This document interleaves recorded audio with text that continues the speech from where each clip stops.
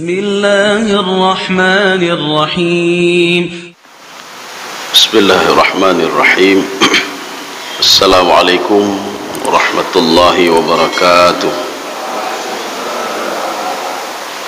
الحمد لله رب العالمين والصلاة والسلام على أشرف الأنبياء والمرسلين وعلى آله وأصحابه أجمعين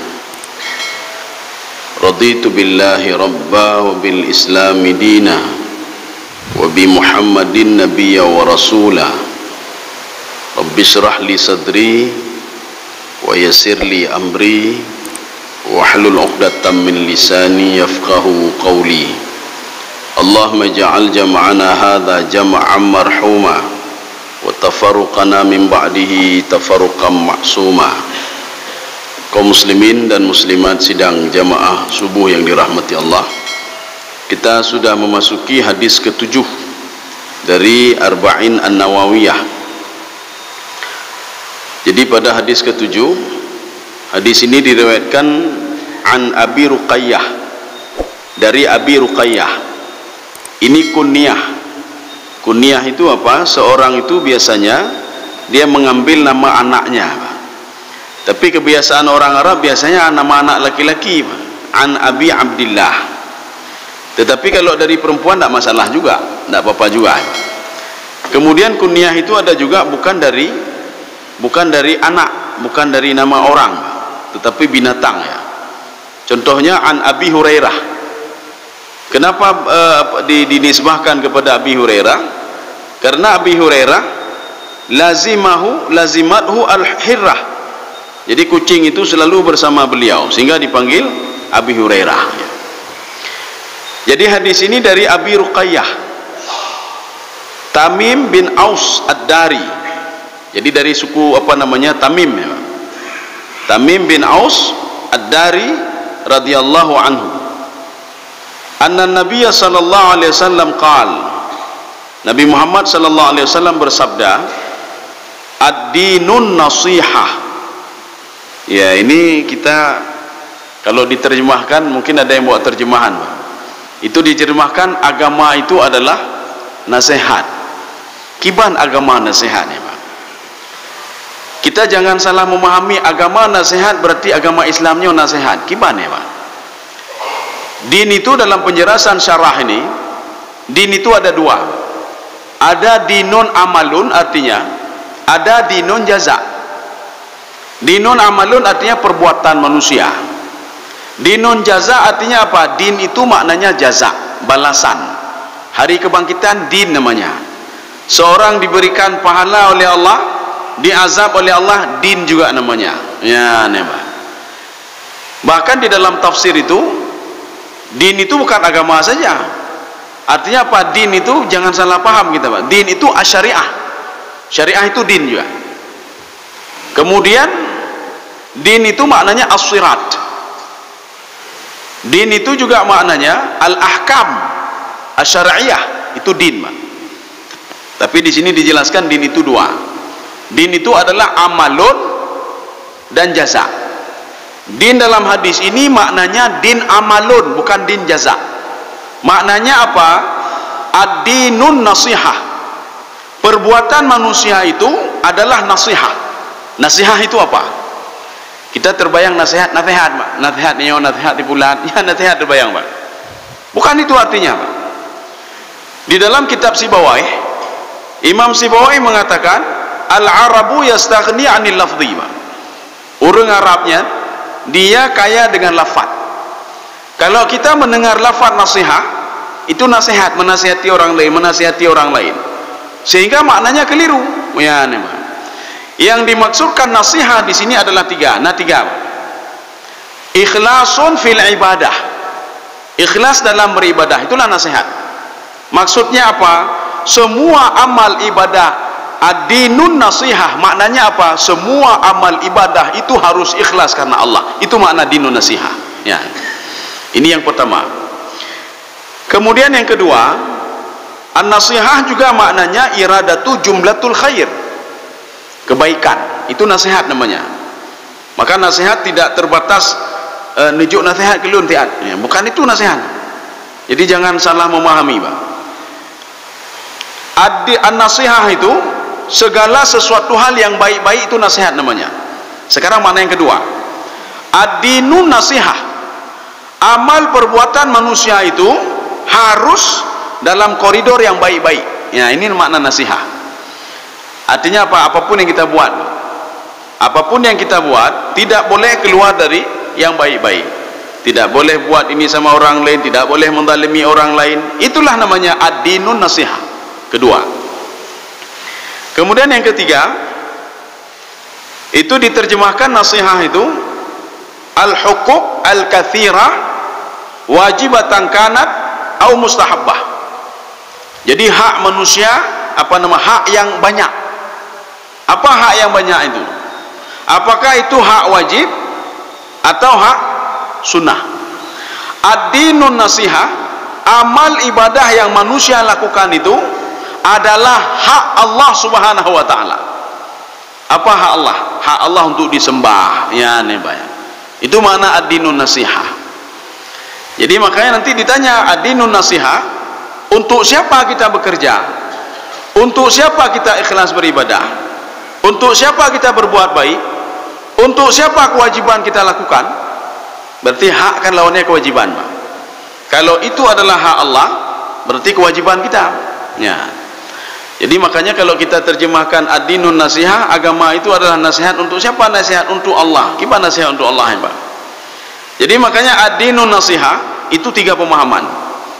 Semua amal ibadah, yang pertama, amal ibadah manusia tidak boleh jauh dari ikhlas karena Allah Subhanahu wa taala.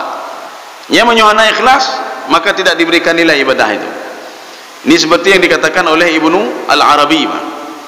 Ibnu Arabi dalam tafsir beliau, yang dikatakan ibadah itu harus ada 3 unsur.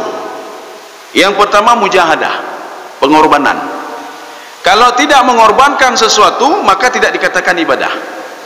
Kita ketika berinfak, bersedekah, mengorbankan sesuatu, ibadah namanya, Pak. Kita berangkat dari rumah ke masjid, mengorbankan sesuatu, ibadah. Kita mengorbankan tidur, Pak, ibadah, Pak. Kita jualan, ketika azan berkumandang, kita pergi mengorbankan sesuatu, ibadah namanya. Kemudian yang kedua, mujarradah. Mujarradah itu bagaimana? Harus ikhlas karena Allah. Apapun yang kita lakukan itu semuanya bermuara kepada Allah Subhanahu wa taala. Bahkan temayang karena Allah, bahkan bersedekah karena Allah, bahkan itikaf karena Allah. Kenapa berbuat ini buat itu? Karena Allah, ya, Pak. Ini mujarradah namanya. Kemudian yang ketiga, yang dikatakan ibadah itu mudawamah. Mudawamah apa? Terus menerus. Maka kalau yang pertama ada, yang kedua ada, yang ketiga tidak ada, maka ibadahnya perlu diragukan. Gayanya jina wata ibadah, behana ibadah li. Bulan Ramadan saja beribadah, kemudian tidak beribadah lagi.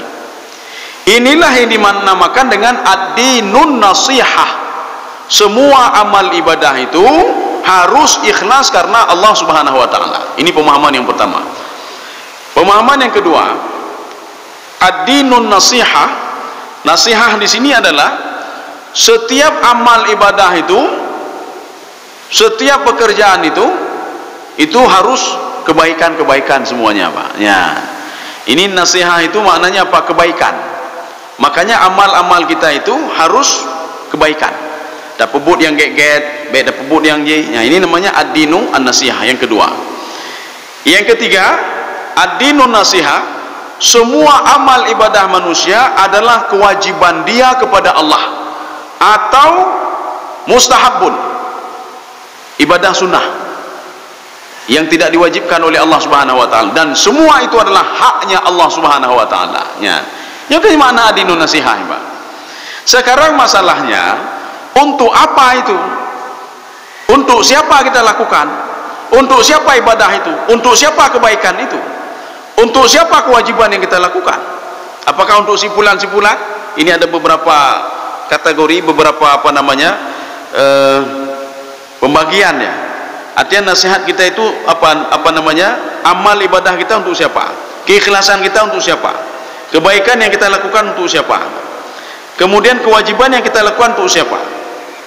Qal, makanya sahabat bertanya, liman ya Rasulullah, untuk siapa ya Rasulullah? Untuk siapa kita bekerja? Untuk siapa kewajiban yang kita lakukan? Untuk siapa kebaikan yang kita lakukan? Terlebih dari rumah, dah mentedekah, dah pegatnya kita lihat. Yang pertama kata Rasulullah, qal lillahi. Lam ini maknanya lam istihqaq namanya. Jadi arti lam istihqaq, tidak ada lain kecuali semua kepada Allah Subhanahu wa taala. Kaum muslimin sedang jemaah yang dirahmati Allah. Sekarang kita lihat. Yang pertama untuk Allah. Ini apanya untuk Allah amal ibadah itu? Al-awwal ikhlasul al-ibadah lahu. Jadi kita itu ikhlas beribadah yang pertama karena Allah Subhanahu wa taala. Kalau di dalam penjelasan yang lain, karena ini penjelasannya banyak sekali. Kalau penjelasan ini al-ikhlas al-ibadah lahu. Ikhlas beribadah karena Allah. Kalau di dalam penjelasan lain itu dijelaskan secara rinci lagi, kita salat karena Allah, meninggalkan maksiat karena Allah, melakukan sesuatu karena Allah, melakukan kewajiban karena Allah, melakukan ibadah sunnah atau apa saja karena Allah, membantu orang lain karena Allah. Ini makna yang pertama, lillahi. Satu. Yang kedua, asyahadah lahu bil wihdaniyah fi rububiyatihi wa uluhiyatihi wa asma'ihi wa sifatihi. Maka kita harus bersaksi, Pak. Ya, ini kalau nasihat lillah tadi, Pak. Nasihat lillah itu mencakup apa? Kita bersaksi tidak ada Tuhan selain Allah. Kita bersaksi ala wihdaniyatillah, keesaan Allah Subhanahu wa taala. Makanya harus ada tauhid. Ya, ini ada berapa? Tauhid rububiyah, tauhid uluhiyah, tauhid asma dan tauhid sifat. Kita sudah membahas apa itu tauhid uluhiyah, apa itu tauhid rububiyah, apa itu tauhid asma, dan apa itu tauhid sifat. Jadi yang pertama itu ad-dinun nasihah itu yang kedua ya, harus mencakup asyahadah lillah. Jadi kita bersaksi tidak ada Tuhan selain Allah. Yang kedua ad-dinun nasihah ini, Pak. Ini yang pertama. Kemudian yang kedua, sahabat bertanya lagi, kemudian siapa lagi ya Rasulullah? Ya. Wali kitabihi. Jadi untuk kitabnya, untuk Al-Quran. Apa maksud untuk Al-Quran? Makanya kalau kita memahami ad-dinun nasihah, di dalam terjemahan diterjemahkan agama itu adalah nasihat. Nasihat untuk siapa? Nasihat untuk Allah. Gimana penasihat Allah nih, Pak?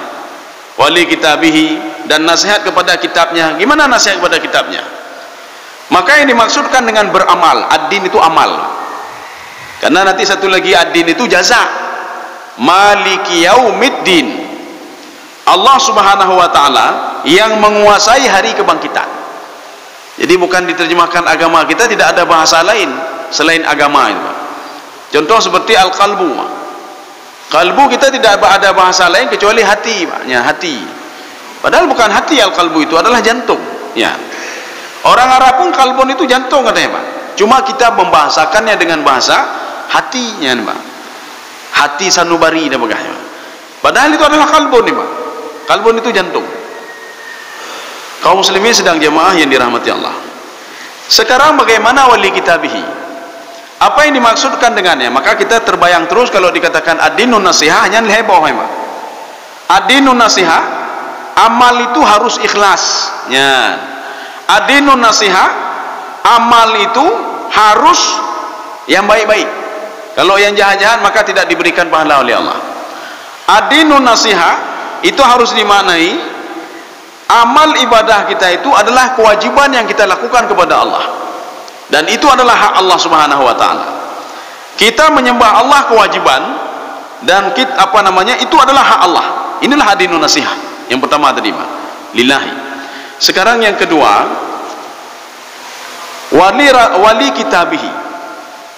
Ini apa maksud wali kitabihi? Untuk apa kita beribadah? Karena kitab Al-Quran. Untuk apa kita berbuat kebaikan? karena kitab Al-Quran. Ada apa dalam kitab Al-Quran? Kenapa kita berbuat menyembah Allah suatu kewajiban? Karena kitab itu apa maksudnya? Yang pertama, tasdiqu khabarihi, tasdiqan jaziman. Kita harus yakin kepada Al-Quranul Karim. Makanya Al-Quranul Karim itu satu kesatuan ya, Pak. Dari surah Al-Fatihah sampai dengan surah An-Nas. Maka barang nggak tahu katanya tidak yakin satu ayat saja dalam Al-Quran itu, maka imannya bermasalah ya. Jadi dia yakin semuanya, nyolo yakin mendum dah pegang, tapi tak boleh ayah nak yakin, Pak. Kibah nak yakin hana lu mati ayatnya ya, Pak. Maka keimanan seorang itu perlu diragukan. Ini sama seperti Yahudi, Pak. Orang Yahudi, orang kafir, orang Nasrani, apa kata mereka? Nu'minu bi ba'di wa nakfuru bi ba'di. Kami yakin kepada sebahagian dan kami tidak yakin kepada sebahagiannya. Maka ini makna ad-dinun nasihah li kitabihi. Amal ibadah itu harus ikhlas sesuai dengan Al-Quranul Karim. Maksud sesuai dengan Al-Quran, kita yakin apapun yang dikatakan oleh Al-Quran. Gepegah li Al-Quran. Mathalul ladzina yunfiquna amwalahum fi sabilillah kamathali habbatin ambatat sab'a sanabila fi kulli sumbulatin mi'atu habba. Kita yakin, maka kita beramal, Pak. Kenapa kita beramal? Al-Quran mengajarkan kita, bersedekahlah kamu bersedekah 1 akan dibalas 7 itu 700 dilipat gandakan lagi, Pak. Satu ini 100 bahkan bisa berlipat ganda lagi ya. Makanya kalau ditanya pekan temayang, Al-Quran geyulun temayang. Kenapa bersedekah? Al-Quran menyuruh saya untuk bersedekah. Kenapa begini? Kenapa karena Al-Quran menyuruh saya demikian. Ini maksud ad-dinun nasihah. Yang kedua li kitabihi, Pak. Jadi karena Al-Quranul Karim, bukan karena yang lain ya, Pak. Pokoknya ibadah behana mau tegai. Pokoknya ibadah karena tipulan ya, Pak. Kenapa beribadah? Nyuti atu karena pemilu nya, Pak. Jadi kalau ada embel-embel seperti itu, maka jangan pernah harap ibadah kita akan diberikan nilai oleh Allah. Maka ibadah itu, ikhlas itu bukan saja di dalam Al-Quran disebutkan, Pak. Di dalam Taurat, di dalam Injil, di dalam Suhuf Ibrahim, wa ma umiru illa liya'budullaha mukhlishina lahuddin. Kita jangan salah itu. Ini kalimat wa ma umiru illa liya'budullaha mukhlishina lahuddin itu bukan Al-Quran, Pak, tetapi Taurat. Makanya di dalam Taurat itu disuruh seseorang untuk salat. Ausani bi salati wa zakah. Nabi Isa mengatakan apa? Di dalam Taurat itu disuruh Bani Israel untuk salat dan bayar zakat. Pada masa Nabi Musa begitu juga, disuruh salat dan bayar zakat. Makanya Allah mengatakan wa ma umiru, saya tidak menyuruh kalian beribadah pada masa Nabi Musa, pada masa Isa alaihissalam, illa liya'budullaha mukhlishina lahuddin, kecuali ikhlas beribadah karena aku, kata Allah. Artinya kalimat ikhlas itu bukan kalimat baru. Beda pikir katanya ikhlas itu ada pada masa Islam saja, kita beribadah ikhlas karena Allah. Tidak, itu sudah lama. Dalam beribadah juga harus ikhlas. Bahkan ketika Habil dan Qabil, mereka itu idz qarraba qurbanan fatuqabbila min ahadihima wa lam yutaqabbal minal akhar qala la aqtulannak. Ya, ini, Pak. Jadi Habil Qabil itu mereka dua-dua melakukan sesembahan, Pak. Artinya apa? Sedekah. Dia lakukan istilahnya? Sedekah ya, sedekah. Penyembelihannya. Kemudian apa? Fatuqabbila min ahadihima. Salah satu keduanya itu diterima oleh Allah, satu lagi tidak diterima oleh Allah. Kemudian yang tidak diterima apa kata dia? La aqtulannak, akan saya bunuh kamu. Karena begini, perkawinan pada masa Nabi Adam alaihissalam, jadi setiap lahir itu dia nikah langsung dengan adiknya. Kemudian setelah itu dia langsung menikah dengan yang lain ini, Pak ya. Habil dia punya saudari, kemudian Qabil punya saudari. Dia tidak boleh nikah satu sama ini, Pak. Harus menikah silang ya, Pak. Maka ketika itu dibuat undian, Pak. Onyo hailun, saya tidak mau. Saya mau menikah dengan boleh juga. Kita buat undian. Undiannya bagaimana? Idkharraba qurbanan. Mereka itu mendekatkan diri dengan Allah dengan kurban. Kurban itu apa? Itulah legendanya kurban. Kurbannya kameng atau apa namanya, lembu dan apa saja. Ini mereka juga melakukan itu kepada Allah. Satu ikhlas, satu tidak ikhlas. Yang tidak ikhlas tidak diterima oleh Allah. Yang ikhlas diterima oleh Allah Subhanahu wa taala. Ada di dalam satu riwayat lagi, yang ikhlas itu kambingnya itu apa namanya, alih kenang gelantu oleh punya. Artinya apa? Diterima oleh Allah Subhanahu wa taala. Satu lagi tidak diterima oleh Allah. Jadi makanya bengeh yang saudara satu lagi, Pak. La aqtulanna. Kamu akan saya bunuh. Keikhlasan itu sudah ada juga dari dulu, Pak. Karena dari awal sudah ada ikhlas. Tetapi apa? Di dalam Taurat itu tercatat ikhlas itu, Pak. Di dalam Injil tercatat. Di dalam Al-Qur'an juga tercatat. Maka Allah katakan wa ma umiru illa liya'budullaha mukhlishina lahuddin. Kaum muslimin sedang jemaah yang dirahmati Allah. Selanjutnya apa? Apa yang dimaksudkan dengan ad-dinun nasihah li kitabihi? Yang kedua, imtithalu awamirihi fama warada fi kitabillah min amrin famtathilhu. Ya, Pak. Jadi kita menjalankan seluruh perintah Allah Subhanahu wa taala yang ada dalam Al-Qur'an. Kalau disuruh, kita lakukan. Ya. Kalau dilarang, kita tinggalkan. Ya. Jadi makanya pekan pebutnya karena keyu oleh Allah. Kenapa tidak lakukan ini? Karena dilarang oleh Allah. Ya, Pak. Inilah ad-dinun nasihah nih, Pak. Jadi jangan salah nanti ad-dinun nasihah memberikan nasihat karena Al-Qur'an. Karena memberikan nasihat karena Allah. Kita terpaku pada satu makna saja, Pak. Din itu agama, ya. Mandum-mandum din agama, Pak. Ara'aitan ladzi yukadzibu bid-din. Dalam terjemahan coba lihat nanti. Tidakkah kamu Muhammad melihat orang-orang yang mendustai agama? Kita mendustai agama, ya, Pak. Itu ad-din itu al-jaza'.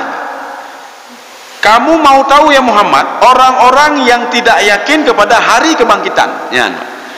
Bahkan di dalam syarah ini, din itu cuma dua maknanya. Jadi din itu yang pertama amalun, yang kedua jaza'. Lain ada, Pak. Kalau bukan amalun, jaza'. Setiap amal kita itu din namanya, Pak. Ya, din namanya. Setiap balasan itu din juga namanya, ya. Kaum muslimin sedang jamaah yang dirahmati Allah. Berarti kalau seandainya apa namanya, amal ibadah yang kita lakukan, kebaikan yang kita lakukan, kewajiban yang kita lakukan, itu tidak ada lain karena perintah Al-Qur'anul Karim. Kemudian yang keempat, yang ketiga, ya, ijtinabu ma naha anhu fa illam taf'al lam takun nasihan lahu. Ya, Pak. Jadi artinya apa? Kita meninggalkan apa yang dilarang oleh Al-Qur'an. Kalau kita masih menjalankan apa yang dilarang oleh Al-Qur'an, maka kita itu tidak ada dalam diri kita itu ad-dinun nasihah. Ya, yang menyumbangkan apa enggak, ya, Pak? Makanya ini tiga hadis ini, innamal a'malu binniyat. Kemudian hadis yang sebelumnya itu inna halal bayyin wal haram bayyin. Kemudian hadis ini itu tiga hadis pokok, ya, Pak. Ya. Ini pokok akidah, pokok keimanan. Kalau ini kurang tiga-tiga ini berarti bermasalah. Kalau seorang melakukan sesuatu bukan karena Allah, bukan karena suruhan Al-Qur'an, meninggalkan sesuatu bukan karena larangan yang dilarang oleh Al-Qur'an, berarti bermasalah nih, Pak. Kenapa tidak mencuri? Lunyon di depu li KPK, ya, Pak. Kenapa tidak mencuri? Karena nanti apa namanya? Diperiksa keuangan, Pak. Jadi bukan karena dilarang oleh Al-Qur'anul Karim. Kemudian selanjutnya, antu'mina bi anna ma tadammanahu minal ahkam min khairil ahkam. Jadi kita yakin betul di dalam Al-Qur'an itu hukumnya itu sudah tersusun secara rapi, Pak. Hukum yang ada dalam Al-Qur'an itu untuk membentuk karakter seseorang, ya. Jadi bukan hukum yang ada dalam Al-Quran kita yakin nyo ya pejeralu nyo hana apa? Hana ke pejera kita nyo tiada karakter bulan suci Ramadan. Gepo wajib oleh Allah puasa Ramadan untuk kita supaya kita dalam satu bulan bisa membentuk karakter, Pak. Karakter kita nyo. Menyo karakter, Bro, maka selama 30 hari atau 28 hari atau 29 hari karakter kita itu disuarakan oleh Allah supaya kamu karakter terbentuk karakter orang-orang yang bertakwa. Maka pada akhir ayat itu la'allakum tattaqun, mudah-mudahan kamu punya karakter orang bertakwa. Karena kalau dalam tafsir As-Sa'di, setiap orang beriman itu belum tentu dia beramal saleh. Makanya ya ayyuhalladzina amanu wa amilu salihat, wahai orang yang beriman dan beramal saleh. Artinya apa? Iman amal saleh itu berbeda. Iman itu kata Imam As-Sa'di at-tasdiqu bil qalbi, kita yakin saja, lo yakin pada Allah, lo yakin hari kiamat, lo yakin apa padang mahsyar. Tapi orang yakin ini belum tentu dia beramal, belum tentu dia beramal. Makanya dalam hadis puasa Ramadan, ya ayyuhalladzina amanu kutiba alaikumusiyam, itu iman saja dengan hati, Pak. Sudah. Yang diharapkan oleh Allah kita beramal saleh la'allakum tattaqun. Ya, jadi artinya apa? Setelah bulan Ramadan, keimanan kalian itu bisa membentuk karakter kalian untuk menjadi orang-orang muttaqin, Pak. Makanya banyak orang yang beriman diajak oleh Allah hanai dengar wajib, Pak. Dia yakin puasa Ramadan wajib, tapi hanai dengar wajib, Pak. Alah, dah puasa dia. Makanya iman itu berbeda dengan amal saleh. Iman itu fakat at-tasdiq bil qalbi, Pak. Amal saleh itu al-amalu bil jawarih, kita melakukan dengan anggota tubuh. Makanya dengan puasa Ramadan itu mudah-mudahan bisa membentuk karakter bagaimana? Karakter la'allakum tattaqun. Karena ketika diajak oleh Allah, banyak orang tidak mau mendengar. Artinya apa? Dia beriman tapi tidak beramal saleh. Ada orang ketika diajak dia langsung merespon, Pak. Artinya apa? Dia beriman dan beramal saleh. Untuk apa? Untuk membentuk karakternya la'allakum tattaqun. La'alla itu litaraji, Pak. Jadi artinya apa? Pengharapan Allah Subhanahu wa taala, mudah-mudahan dengan keimanan kalian dan kalian beramal saleh di bulan suci Ramadan, mudah-mudahan membentuk karakter kalian, kata Allah Subhanahu wa taala. Karakter bagaimana? Karakter orang-orang yang muttaqin. Kaum muslimin sedang jamaah yang dirahmati Allah. Kemudian yang selanjutnya, bagaimana yang dikatakan dengan ad-dinun nasihah li kitabihi? Amal ibadah itu harus ikhlas, berlandaskan Al-Qur'anul Karim. Apa maksudnya? Antu'mina bi anna hadzal Qur'an kalamullah. Kita yakin kalau Al-Qur'an itu adalah kalamullah. Hurufuhu wa ma'nahu, baik itu huruf-hurufnya dan makna yang terkandung di dalamnya. Jadi makanya nanti kalam itu bagaimana? Kalam itu kalau di dalam ilmu nahu, apakah sama kalam ilmu nahu dengan kalamullah? Artinya kalam, makna kalam itu, kalam dalam ilmu nahu, al-kalamu huwa lafdu al-murakkabu al-mufidu bil wadai. Yang dikatakan kalam ini dalam ilmu nahu, Pak. Kalam itu kalimat yang sempurna, kalimatnya sengaja, ya, Pak. Al-kalam dan tersusun secara rapi, Pak. Ada subjek, ada predikat, ada objek. Kalau tidak ada ini, paling kurang Zaidun qaimun. Ya, ini kalau kita lihat dalam kitab Kawakib Durriyah, Pak. Zaid sedang berdiri. Ini namanya kalam. Jadi artinya apa? Ada subjek, ada fiil, ada fa'il. Ada subjek, ada predik, ada apa? Subjek, ada kata kerja. Kalau ada dua-dua berarti sudah kalam. Tetapi tidak bisa kita samakan dengan kalamullah, Pak. Kalamullah bila huruf, tanpa keluar huruf, tanpa keluar apa-apa, itulah kalamullah. Pertanyaannya, apakah bisa kalam itu tidak keluar huruf? Apakah bisa kalam itu tidak ada isyarat dan lain sebagainya? Bisa, kenapa tidak? Jadi bahasa itu, ya, kalam itu bahasa kita ini kan. Bahasa itu tidak mesti dengan sesuatu yang keluar dari mulut, tidak. Bahasa itu bisa saja isyarat. Contoh, Pak. Idikul katanya nak kendaraan, dia mau belok kanan, Pak. Maka dia hidupkan lampu sen belah kanan. Artinya apa? Memberikan isyarat kalau dia mau belok sebelah kanan. Lampu itu tidak pernah bicara, hanai berapa? Hanai berapa? Lon menjauh belah kanan. Menyolampui berapa? Katanya orang taplung je, Pak.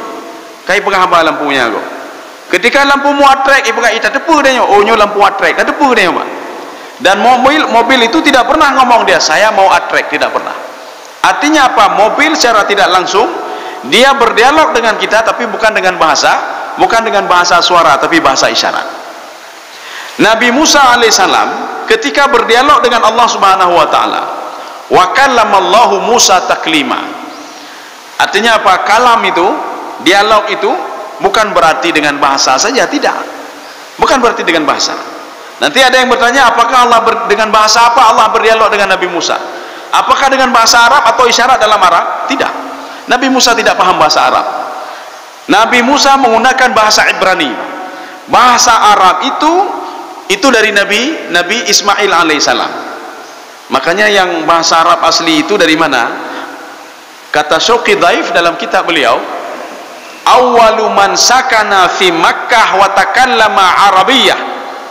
Orang yang pertama tinggal di Mekah dan dia ngomong bahasa Arab, itulah Ismail alaihissalam. Jadi artinya bahasa Arab itu berasal dari Nabi Ismail. Walaupun kalau kita lihat rumpun bahasanya, itu semua bermuara pada anak Nabi Nuh alaihissalam, Sam bin Nuh, atau dikenal dengan bahasa Semit. Cuma nanti kan banyak cabang bahasa Semit. Tapi ketika pada masa Nabi Ismail lah yang menjaga keutuhan bahasa Arab itu sendiri sampai keturunan-keturunannya. Makanya dari keturunan Nabi Ismail lahirlah suku Quraisy. Suku Quraisy, bahasa yang paling dekat dengan Al-Quran adalah bahasa Quraisy. Maka kalau kita menelaah bahasa Quraisy, tidak jauh berbeda dengan bahasa Arab itu sendiri. Ada kitab segini tebalnya, jadi judulnya apa? Lughatu Quraisy, bahasa Quraisy. Rupanya setelah diselidiki itu kitab itu tidak jauh beda. Maka Rasulullah mengatakan, ana afsahul Arab baida anni min Quraisy. Saya orang Arab paling fasih, kata Rasulullah. Ya, baida anni min Quraisy. Lebih-lebih lagi saya dari suku Quraisy. Kaum muslimin sedang jamaah yang dirahmati Allah. Jadi kalam itu bukan berarti keluar sesuatu, keluar huruf, tidak. Memberikan isyarat juga kalam. Kita berdialog satu sama lainnya, tidak menggunakan bahasa lagi, tetapi menggunakan jempol, menggunakan jari. Kita WA, kata kibli kena, WA belah kedai balah, kata kibli. Maknanya apa? Jempol ini berbicara. Dan kita yakin Al-Quran adalah kalam Allah bila huruf wa bila makna. Jadi bukan dengan huruf keluar alif lam mim keluar di mereka, bukan seperti itu. Jadi tanpa huruf. Bagaimana caranya? Makanya Allah mengatakan di dalam Al-Quran, sanuqri'uka fala tansa. Al-Quran itu saya letakkan dalam hatimu ya Muhammad sehingga kamu tidak lupa. Ya. Jadi bukan keluar bacaan begitu, tidak, bukan keluar bacaan. Kecuali apa nanti? Dialog setelah diturunkan kepada Jibril yang menurunkan kepada Nabi Muhammad sallallahu alaihi wasallam. Itu baru nanti dalam dibahasakan, ya, pembahasan. Maka dibahasakan alif lam mim dzalikal kitabul la raiba fihi hudal lil muttaqin. Dilafatkan oleh Jibril, Pak. Kaum muslimin sedang jemaah yang dirahmati Allah. Kita lanjut, Pak. Kemudian yang selanjutnya, ini sekarang yang kedua, sudah kedua, Pak. Lillahi wali kitabihi wali rasulihi. Yang ketiga untuk rasul, ya. Apa maksud untuk rasul ini? Tajridul mutaba'ah lahu. Ya, segala amal yang kita lakukan ikhlas karena Allah, tidak boleh jauh dari tuntunan Rasulullah sallallahu alaihi wasallam. Jadi yang dijauh dari tuntunan Rasulullah. Pernah ke pupuk Rasulullah? Ya, pernah ke pebut, pernah ke peninggai. Kita sudah membahas masalah apakah itu tidak baik atau baik, apakah itu bidah atau tidak bidah. Kita sudah membahas pada pertemuan yang lalu, Pak. Sudah kita bahas. Artinya apa? Dia tergantung kepada makannya, kepada jumlahnya. Nyota semayang tak cok wudu leh, tapi jumlah tak tambah, yang bermasalah, ya, Pak. Salat subuh 2 rakaat tak tambah 2 rakaat itu bermasalah, ya, Pak. Kemudian kaifiyah lagi. Ini untuk melihat itu bersumber dari Rasulullah atau tidak. Kaifiyah. Kaifiyah itu apa? Rasulullah biasanya kalau melaksanakan salat tahiyatul masjid, ketika beliau masuk masjid salat tahiyatul masjid. Kaifiyah ini tidak bisa kita rubah. Bagaimana kita rubah? Tajak tu titik tambang rumah tahiyat masjid di rumah, Pak. Gimana caranya? Ini yang bermasalah namanya. Jadi dari segi kaifiyah. Kalau tadi dari segi adat. Kemudian dari segi makan itu tempat. Tempat bagaimana? Nyo menjadi itikaf di rumah, ya sudah salah tempatnya, Pak. Itikaf itu di mana? Itikaf di masjid. Ya. Berarti kalau ada orang bersikeras lon itikaf ini karena gayuli Rasulullah, ana gayuli Rasulullah. Itu perbuatan yang tidak disuruh oleh Rasulullah, fahuwa raddun, dan ditolak. Ya. Atau tempat juga, waktu. Nanti ada waktu lagi. Kita salat subuh belum sampai waktunya, nyan baru pegang fahuwa raddun. Itu bukan suruhan kami, kata Rasulullah, dan itu ditolak. Ya. Kemudian begitu juga salat duhur, belum sampai waktu duhur kita salat duhur. Ini laisa min amrina, kata Rasulullah. Itu bukan suruhan kami. Suruhan kami apa? Salatlah tepat pada waktunya. Jadi bukan sebelum waktu. Kalau sebelum waktu fahuwa raddun. Hei, dah temayang enam demi pahala. Yang katanya ada temayang tubuh 2 rakaat, apakah ada bela pahala temayang 2 rakaat? Per rakaat. Jadi temayang tubuh per rakaat. Katanya bakal nengku supaya le pahala. Fahuwa raddun. Ditolak. Ambil wudu 3, sebenarnya 3, 1, 2 atau 3. Jadi hati peluh buat dia. Katanya apakah nak cakap peluh buat bela pahala? Begleh lembak. Itu juga tidak benar. Fahuwa raddun. Itu ditolak oleh Allah Subhanahu wa taala. Makanya setiap apa yang kita lakukan itu harus mutaba'atul Rasul, mengikuti Rasulullah SAW. Ini masalahnya bagaimana kita mengikuti Rasulullah kalau kita tidak pernah mengenal Rasulullah. Bagaimana cara mengenal Rasulullah? Kita pelajari hadisnya. Paling enggak kita menelaah hadis-hadis itu. Kalau ada hadis berwudu, ini apa betul wudu Rasulullah? Nyo hadisnya apa betul Rasulullah nak pembubina? Nyo hadisnya apa betul Rasulullah nak pembubina? Di mana kita lihat dia dalam hadis? Hadis itu banyak sekali. Beda fikih hadis cuma dunia. Hadis itu banyak sekali dengan perawi yang berbeda. Kemudian ada rentetan sanad yang berbeda. Maka nanti ada muncul beberapa hadis nanti. Ada hadis sahih, ada hadis hasan, ada hadis dhaif. Nanti ada hadis menurut mutawatir, ada hadis ahad nih. Jadi macam-macam, ada hadis mudallas, ada hadis marfu.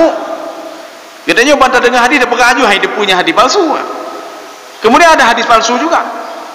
Ada hadis yang lemah dari segi sanadnya. Ada hadis yang marfu sampai ke Rasulullah, dan itu tidak bisa ditentang sama sekali. Kenapa? Itu langsung sampai ke Rasulullah. Contoh hadis mana? Innamal a'malu binniyat. Yang nak pedai mendawa masalah hadisnya, Pak. Innamal a'malu binniyat. Bahkan hadis ini sudah dikatakan sebagai hadis mutawatir. Tidak perlu ragu. Ragu dari segi sanad, ragu dari segi lafaz. Innamal a'malu binniyat. Tidak perlu ragu kita. Kaum muslimin sedang jemaah yang dirahmati Allah. Nyoba anda tepuh na hadis apa hadis dhaif atau hadis apa? Kata mengkeruh ngengkong. Hadis dhaif boleh kita gunakan, bukan tidak boleh. Mahmud Tahan itu dalam kitab beliau, apa kata beliau? Boleh menggunakan hadis dhaif untuk apa? Litarghib fil amal. Untuk motivasi ibadah. Bahkan di dalam kitab Mustalahul Hadis itu beliau katakan tidak boleh menggunakan hadis dhaif untuk hujjah. Tak boleh untuk hujjah. Tak mendawa nganggap nyo haru bina pakai nyumpa hadisnya. Tak tanya oleh nyampu hadis layan, cina oleh. Bu hadis sahih, mungkin hadis dhaif. Ya, contoh hadis dhaif. Memang kita jangan gara-gara hadis dhaif kita tinggalkan, tidak. Ada hadis yang tidak ada sumbernya najib. Mana tidak ada sumber apa? Penulis tidak tahu ini apa hadis dhaif, bagaimana tingkatannya dia tidak tahu. Makanya di dalam kitab Ihya Ulumuddin, ketika pentahqiq itu mentahqiq kitab beliau, beliau mengatakan nanti saya tidak menemukan dasar sumber dari hadis ini. Hadis ini dhaif, hadis ini tidak ada sumbernya. Jadi dikatakan di situ, Pak. Jadi makanya baik gara-gara dia hana sumber hana apa-apa, damaikan hadisnya, Pak. Itu tidak bisa. Tidak bisa menjadi hujah. Yang menjadi hujah itu paling enggak hadis sahih dan hadis hasan. Kaum muslimin sedang jemaah yang dirahmati Allah. Nanti ada juga hadis munqati. Munqati itu hadis terputus. Jadi dia tidak sampai ke Rasulullah sallallahu alaihi wasallam. Ini juga dengan beberapa sebab. Kaum muslimin sedang jemaah yang dirahmati Allah. Kemudian yang kedua, ya ini sebelum kita masuk yang kedua, kita harus mengikuti Rasulullah. Karena sesuai dengan firman Allah, laqad kana lakum fi rasulillahi uswatun hasanah. Jadi pada Rasulullah itu ada contoh suri tauladan, maka kita harus ikuti Rasulullah. Oh Rasulullah geduk dengan berzikir, kita ikut Rasulullah. Oh Rasulullah kebacanya bina, kita ikut Rasulullah. Rasulullah kesembayang bina, kita ikut Rasulullah. Bagaimana caranya? Kita baca hadis. Rasulullah takbirnya begini.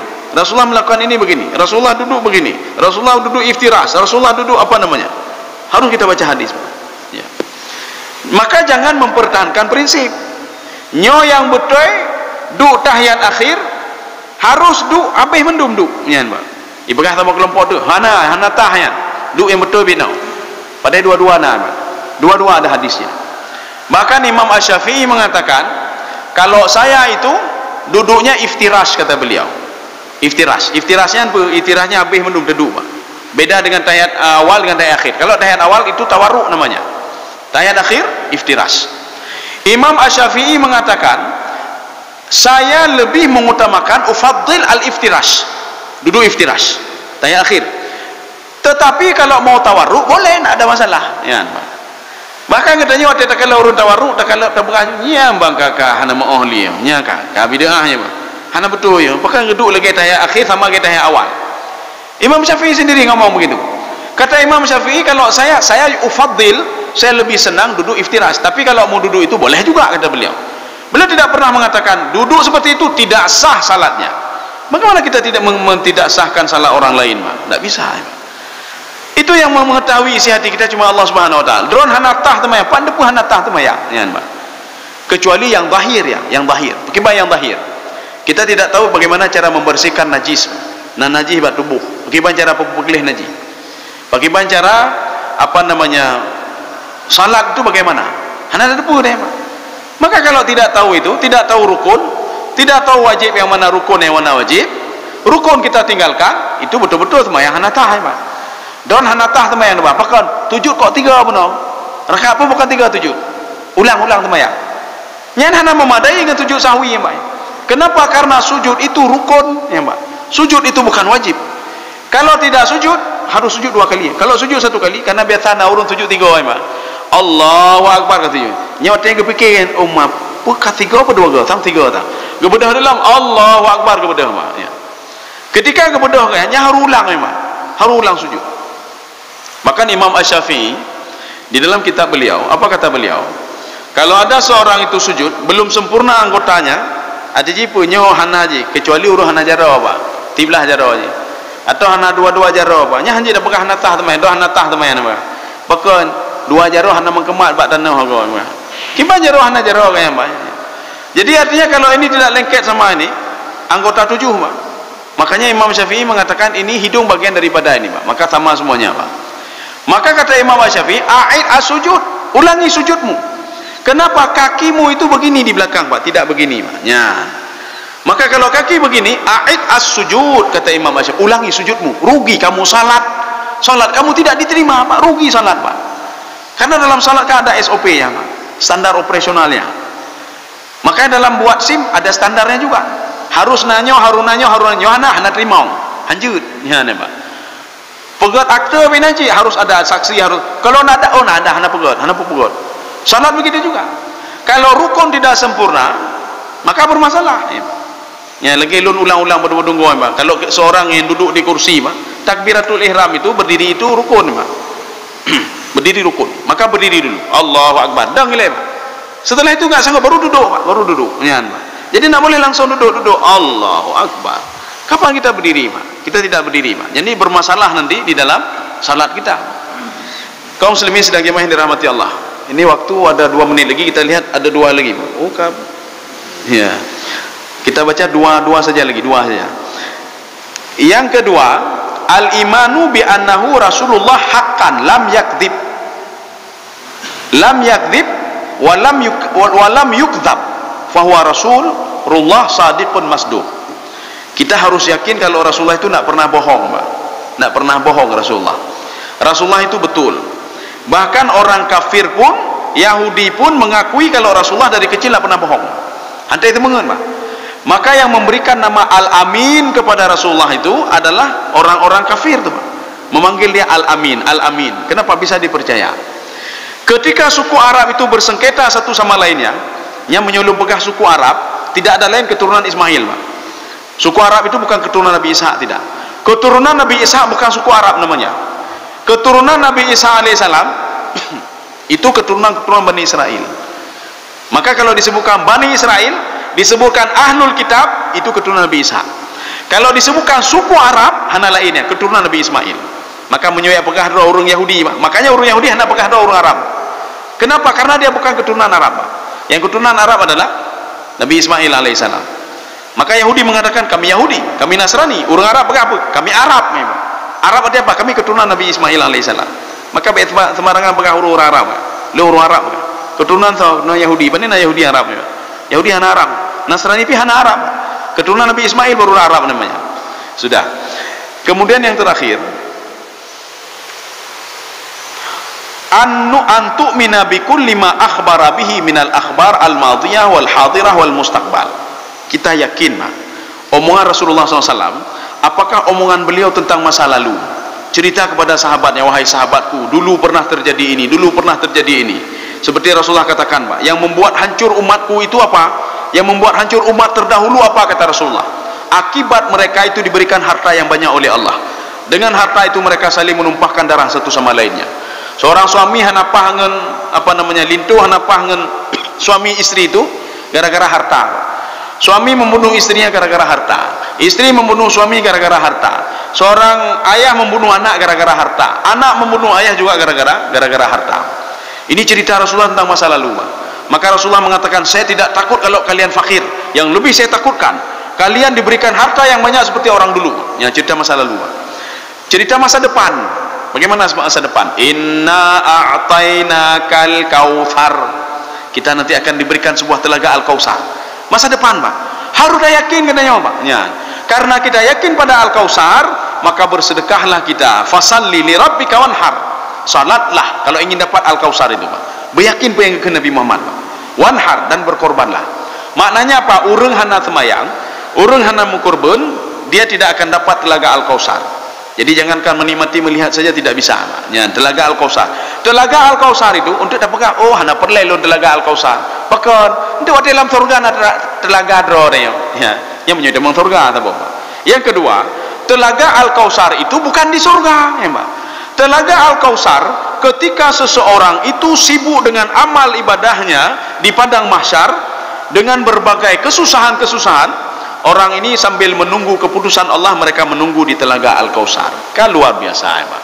Ketika kita panas sekali, ini susah sekali di padang mahsyar, diberikan kesempatan, coba tunggu aja, masuk dulu ke telaga Al-Kautsar. Kita sedang antri, Pak. Antri per BLT ya. Waktu antri-antrinya kata dah, Pak. Tapi tiba-tiba ada orang dermawan berkah, ni istirahat di dalamnya. Nah, tempat nasi, maka senang sekali kita. Diberikan fasilitas, diberikan makan, minum dan sebagainya. Ketika dipanggil, hai kajet, giliran ron. Umat hai ada bilih, bahino mentong. Ya, akhirnya apa? Dia keluar juga, kan nikmat nikmat hal itu. Dia tidak merasai panas yang dirasai oleh orang lain, ya. Atau masa sekarang, masa depan, contoh begini. Tidak diterima ada orang salat 60 tahun tapi tidak satu rakaat pun diterima oleh Allah. Nyan beryakin katanya, beryakin katanya kalau itu adalah kalamullah.